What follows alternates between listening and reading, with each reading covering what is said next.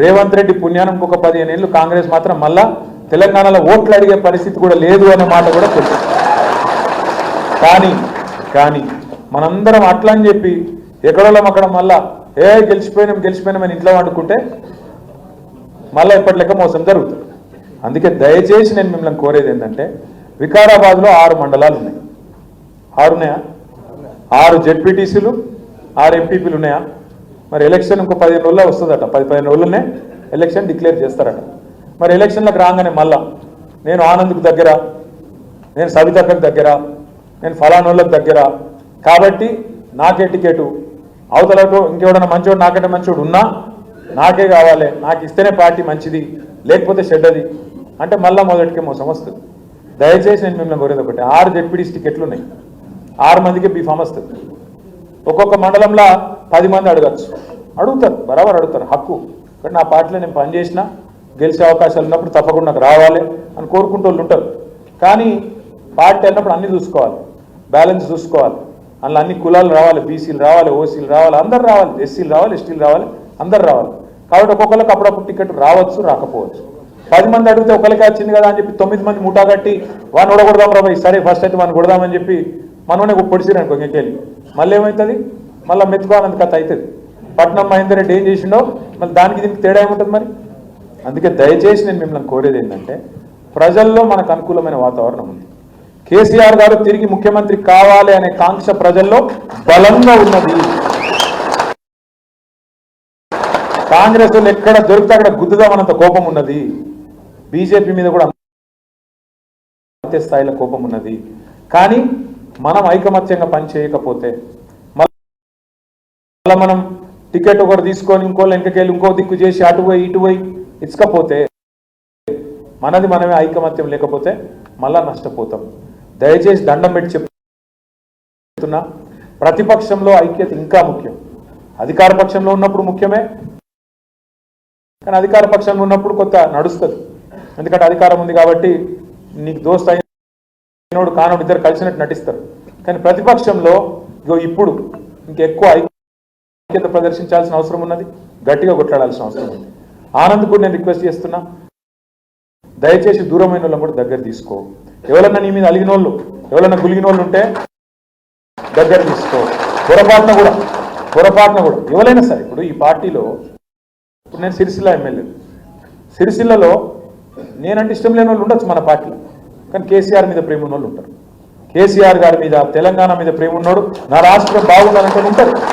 మధ్యలో ఎప్పుడో నేను వాళ్ళ ఇంట్లో లగ్గానికి పోకపోవచ్చు, దాంతో కోపం ఉండొచ్చు.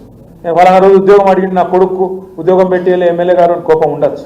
నేను ఫలానా రోజు నేను సీటు విషయంలో డిస్కౌంట్ అడిగినా ఇప్పియలే, ఒక ఫోన్ చేస్తే అయిపోతుండే అని కోపం ఉండొచ్చు. అట్లా రాంగా ఎమ్మెల్యే సాబ్ ఇట్లా ఫోన్ చూసుకుంటూ పోతుండు, ఇట్లా చేయి ఉప్పంటే ఉప్పలేదు, కోపం ఉండొచ్చు. 10 సార్లు ఫోన్ చేస్తే ఎత్తచ్చు, 11వ సార్లు ఎత్తకపోతే కోపం రావచ్చు. చెప్పలేము. ఇగో కోపాలు అందరం మనుషులమే కదా, మాత్రం కూడా చిన్న చిన్న పొరపాట్లు అవుతాయి. దయచేసి దండం పెట్టి చెప్పేది ఏంటంటే మీకు చిన్న చిన్న కోపాలు తాపాలు ఉంటే ఆనంద్ మీద కూడా తీసేయండి, మనసులకి తీసేయండి. ఇక ఈ వర్గ పోర్లు అనవసర పంచాయతీలు వద్దు. పార్టీ ఇవాళ ప్రతిపక్షంలో ఉంది, కానీ ప్రజల గుండె నిండా ఉంది. పోయింది అధికారం మాత్రమే, అభిమానం కాదు. ముమ్మాటికి ఇవాళ ప్రజలు అన్న తేడా లేదు. మేము తిరుగుతున్నాం. మన పరిగిలో ఒక చిన్న తాండా, దాసేనాయక్ తాండా, చిన్న తాండా. నాకు తెలిసి మొత్తం జనాభా కూడా 500-600 ఉండరు, ఓట్లు 300-400 ఉంటాయేమో. అంబేద్కర్ బొమ్మ పెట్టిర్రు, మమ్మల్ని పిలిచిర్రు. పోయి మేము దండం పెట్టుకొని విగ్రహావిష్కరణ చేసి నేను, సవితక్క, ఇగో ఆనంద్ భాయ్ అందరం పోయినాం, మహేష్ రెడ్డి అన్న అందరం పోయినాం. ప్రామిస్ చెప్తున్నా, చిన్న తాండాల 5-6 వేల మంది జమ అయింది. ఈడికెళ్ళాడి ఊరేగింపు హంగామా, అది ఎలక్షన్ ప్రచారం ఇక్కడ ఉండే. నాకైతే నేను పరిశాన్ అండి, ఏంది ఇదంతా అంటే మరి గట్లున్నది, ఇవాళ ఏం చేయమంటావు? కాంగ్రెస్ మీద కోపం కత్తున్నది, మన మీద ప్రేమ కత్తుంది. అయ్యో పొరపాటు అయిపోయింది పోతే మా ఎమ్మెల్యే పోతారు అనుకున్నాం, కానీ కేసీఆర్ పోతారు అనుకోలేదు. అంతేనా బాబా, ఏమున్నారా దీనికి కూడా సపోర్ట్ కొట్టినట్టు నాకు అర్థమైంది.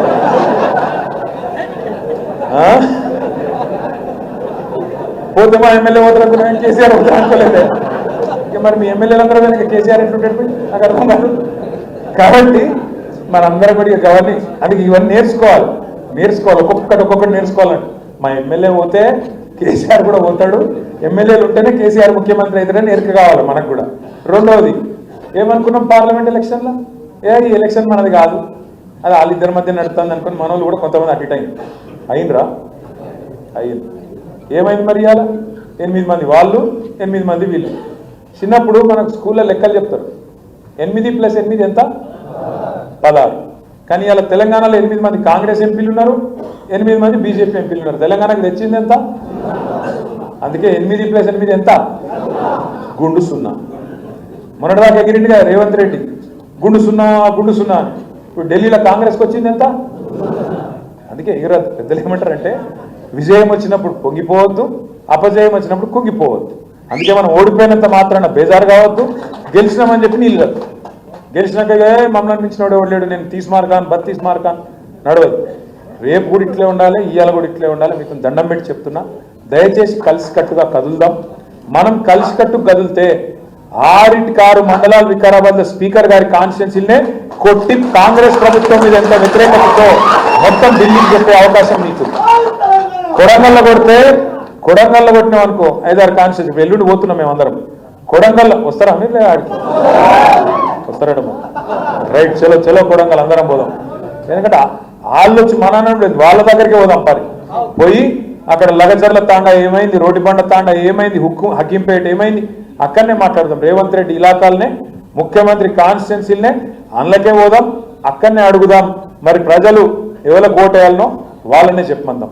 మిమ్మల్ని కూడా నేను కోరేది అంటే 6 మండలాలు ఉన్నాయి, ఒక మున్సిపాలిటీ. మీరు దయచేసి ఇంట గెలిచి రచ్చ గెలవాలి. మీ నాయకుడు, మీ ఇన్ఛార్జి జిల్లా పార్టీ ప్రెసిడెంట్, ఆయన తాండూరు తిరగాలి, పరిగి తిరగాలి, అక్కడ తిరగాలి, ఇక్కడ తిరగాలి. కానీ మీరు ఎక్కడోళ్ళు అక్కడ.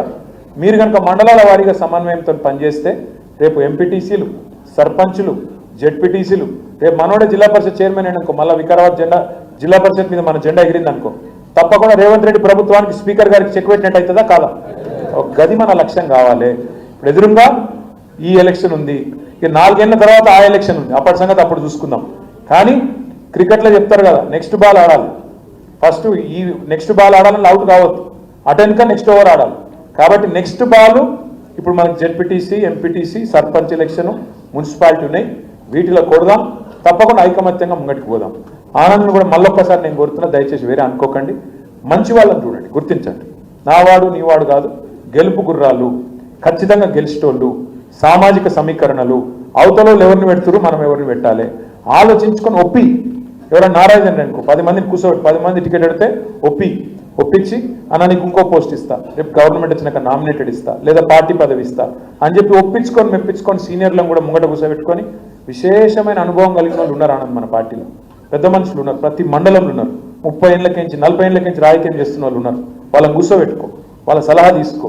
మనకే అన్ని తెలుసు అనుకుంటే కాదు, నాకు కూడా అన్ని తెలియదు, నీకు కూడా తెలియదు, అక్కకు కూడా తెలియదు, ఎవరికి తెలియదు. ఎందుకంటే ఒక్కొక్క ఊళ్ళో ఒక్కొక్క పరిస్థితి ఉంటుంది, ఒక్కో మండలంలో పరిస్థితి అలాగ ఉంటుంది. అక్కడ ఉండే పరిస్థితి మంచిగా కరెక్ట్గా మనం విలేకరులతో మాట్లాడు, డాక్టర్లు ఉంటే డాక్టర్లతో మాట్లాడు, ఇంకా న్యూట్రల్స్ ఉంటే న్యూట్రల్స్తో మాట్లాడు, తెలుసుకో ఏ క్యాండిడేట్ ఏంది ఏం సంగతి తెలుసుకొని మొత్తం విశ్లేషించుకున్నాకనే టికెట్ కన్ఫర్మ్ చేద్దాం తప్ప ఈసారి ఎటువడతట్టు కాదు. ఈసారి పార్టీ కూడా జోక్యం చేసుకుంటుంది. పూర్తిగా ఇచ్చిపెట్టి అగాధం పట్టించుకున్నట్టు ఉండం. ఈసారి తప్పకుండా ప్రతిపక్షంలో ఉన్నాం కాబట్టి అవసరమైతే అబ్జర్వర్లను పంపి, ప్రత్యేకంగా అబ్జర్వర్లను పంపి కూడా విషయాలు తెలుసుకొని పార్టీ కూడా ఎక్కడైనా తప్పు జరిగితే పొరపాటు జరిగితే ముందే దిద్దుకునే ప్రయత్నం కూడా చేద్దాం.